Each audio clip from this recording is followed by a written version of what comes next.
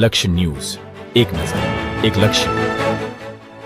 આગામી ભગવાન જગન્નાથજીની રથયાત્રાને શાંતિપૂર્ણ, સુરક્ષિત અને સૌહાર્દપૂર્ણ વાતાવરણમાં સંપન્ન કરવા માટે કલોલ શહેર પોલીસે વ્યાપક સુરક્ષા વ્યવસ્થાના ભાગરૂપે ફ્લેગ માર્ચ યોજી હતી.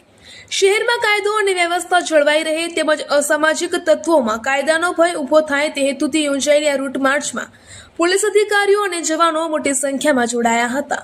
રૂટ માર્ચની શરૂઆત કલોલના સત્યનારાયણ મંદિર ખાતેથી કરવામાં આવી હતી. આ પ્રસંગે સત્યનારાયણ મંદિરના મહંત રામ મનોહર દાસજી મહારાજે કલોલ શહેર પોલીસ ઇન્સ્પેક્ટર H.N. પટેલને સાલ ઉઠાડી શુભેચ્છા પાઠવી હતી અને આશીર્વાદ આપ્યા હતા.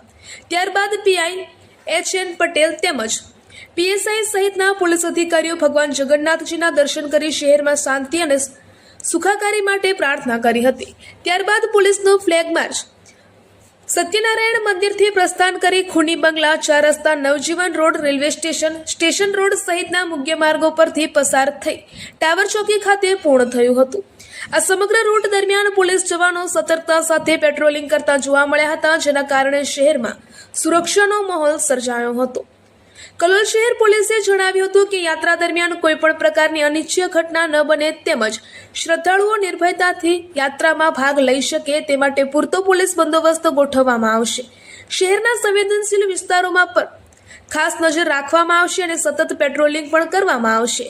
પોલીસ દ્વારા શહેરના નાગરિકોને પણ અફવાઓ પર વિશ્વાસ ન રાખવા, સોશિયલ મીડિયામાં ભ્રામક માહિતી પ્રસારિત ન કરવા તેમજ કોઈ પણ શંકાસ્પદ પ્રવૃત્તિ જણાય તો તાત્કાલિક પોલીસને જાણ કરવાની અપીલ કરવામાં આવી હતી. રિપોર્ટર સંજય નાયક.